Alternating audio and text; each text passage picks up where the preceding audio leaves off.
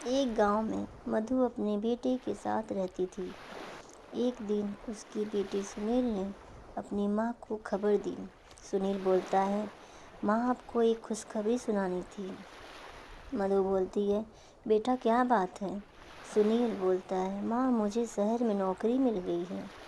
मधु बोलती है, यह तो बहुत खुशी की बात है बेटा, लेकिन तू अकेला शहर में कैसे रहेगा?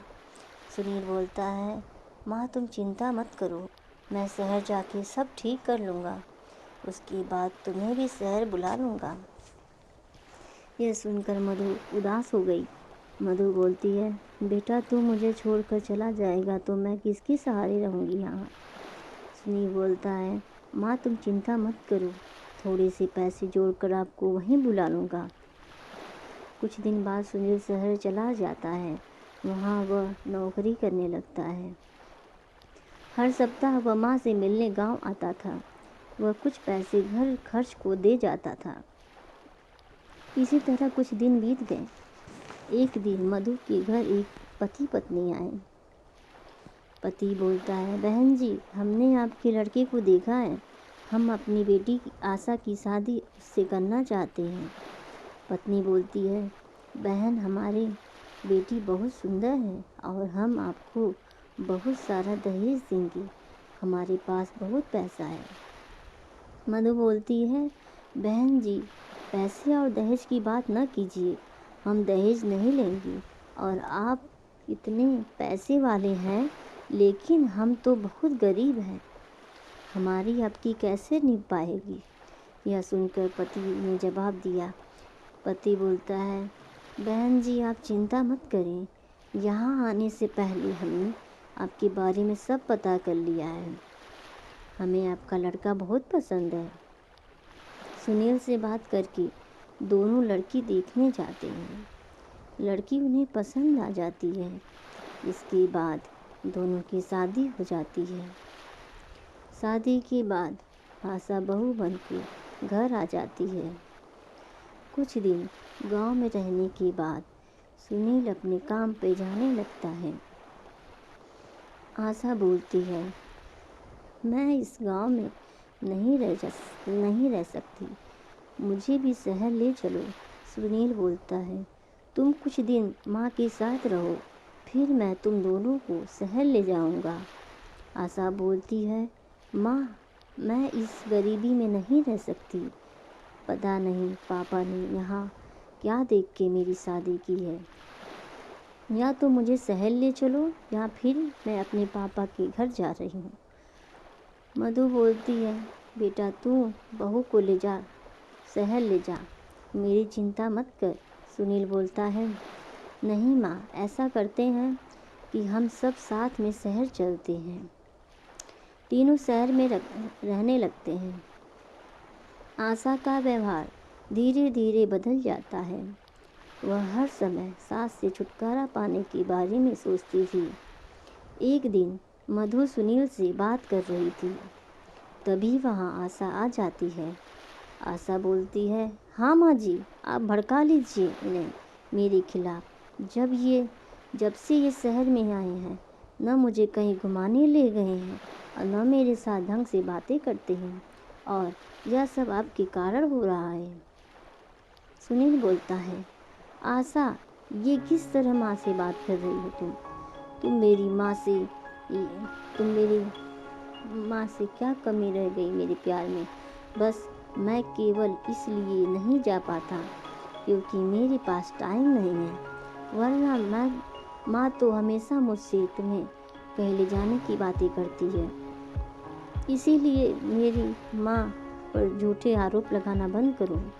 यह सुनकर आशा और गुस्से में आ गई। मधु बोलती है, बेटी गुस्सा मत कर, मैं इससे बात करती हूँ। सुनील तू आज ही बहू को कहीं घुमाने ले जा और जो वो कहे उसकी हर बात मानना। आशा, रहने दीजिए माँ जी, आप ही इन्हें भड़काती हैं और मेरे सामने भली बनने का नाटक कर रही हैं। मुझे अब कहीं नहीं जाना, और जाना भी होगा तो आपसे पूछने की ज़रूरत नहीं है। यह कहकर वह कमरे में चली जाती है। उसकी इस बात से मधु बहुत दुखी हो जाती है। उसके अरमानों पर पानी फिर जाता है। इधर सुनील भी बहुत दुखी होता है। अगले दिन आशा ने दोनों के लिए खाना बनाना बंद कर दिया और सुनील के जाने के बाद अपने पिता के घर चली जाती है। घर का सारा काम मधु करती है और जब सुनील के आने का समय होता तो उससे 1 घंटे पहले आशा आ जाती थी। इस बात का सुनील को जरा भी पता नहीं था। एक दिन आशा अपने साथ एक आदमी को लेकर घर आई। आशा बोलती है, माँ जी, ये प्रकाश हैं। ये बुजुर्गों को तीर्थ यात्रा पर ले जाते हैं। 1 महीने की यात्रा है जिसमें सारे तीर्थ कराते हैं, बहुत कम खर्च में। मैंने पैसे जमा करा दिया है, आप शाम को ही इनके साथ चली जाना। मधु बोलती है, लेकिन बेटी एक बार सुनील से तो पूछ लेने दे। आशा बोलती है, नहीं माँ जी, वो आपको जाने नहीं देंगे और ऐसा मौका आपको दोबारा नहीं मिलेगा।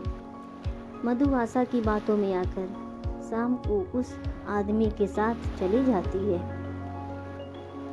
शाम को जब सुनील आता है तो वह माँ को न पाकर पूछता है। तब आशा कहती है, आशा बोलती है, माँ जी तो तीर्थ यात्रा पे चली गई। उनके गांव से एक आदमी आया था, वो उन्हें अपने साथ ले गया। सुनील बहुत परेशान हो गया।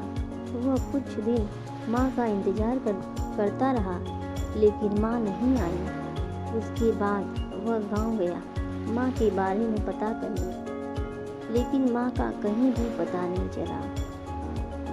आशा बोलती है, आशा बहुत खुश रहने लगती है। उसके रास्ते का कांटा जो हट गया था। इधर वह आदमी मधु को बहुत दूर ले जाकर एक रेलवे स्टेशन पे बैठा कर चला जाता है।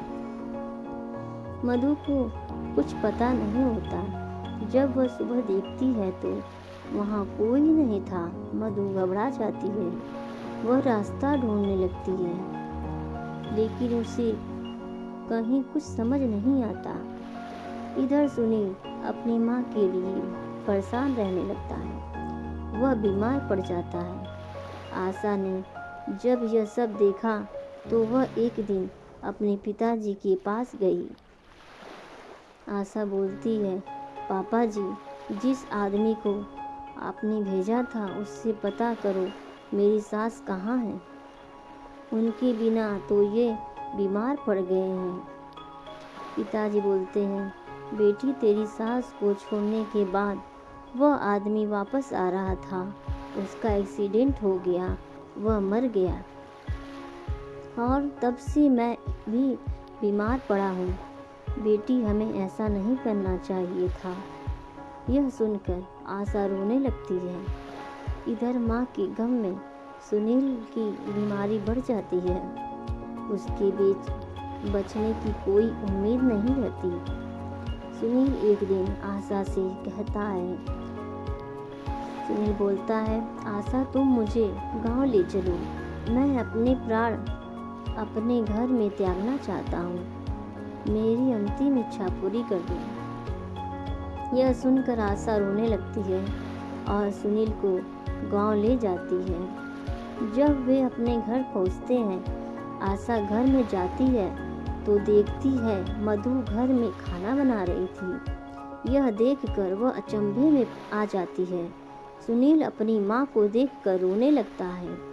मधु सुनील की हालत देखकर उसे सहारा देकर बैठा देती है।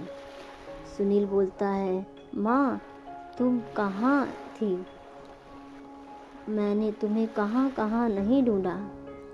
मधु बोलती है, बेटा बहू ने जिस आदमी के साथ मुझे तीर्थ यात्रा पे भेजा था वह धोखा देकर भाग गया। मैं भटकते भटकते किसी तरह गांव पहुंच गई हूँ।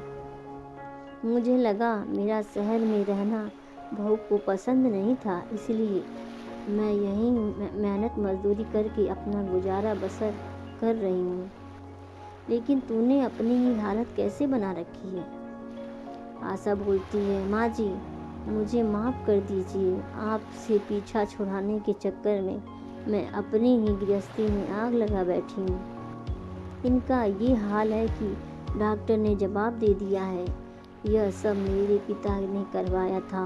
वे भी बहुत बीमार हैं और वह आदमी एक्सीडेंट में मर गया जिसे मेरे पिताजी ने भेजा था। सुनील बोलता है, अब तुम यहाँ से चली जाओ। मैं अपनी माँ के चरणों में मरना चाहता हूँ। मुझे चैन से मरने दो।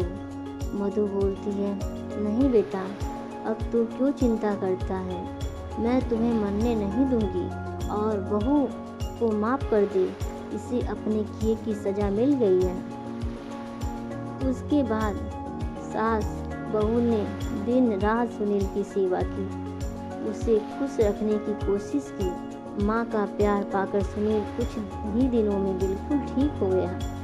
सुनील बोलता है, माँ, मैं शहर नहीं जाना चाहता। यहीं कुछ काम कर लूँगा। शहर की चकाचौंध में सब धुंधला नजर आता है। यहाँ तक कि रिश्ते भी।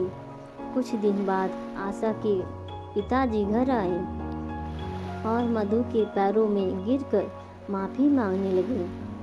पिताजी बोलते हैं, बहन जी, मैं अपनी बेटी को सुखी देखना चाहता था, लेकिन ये भूल गया।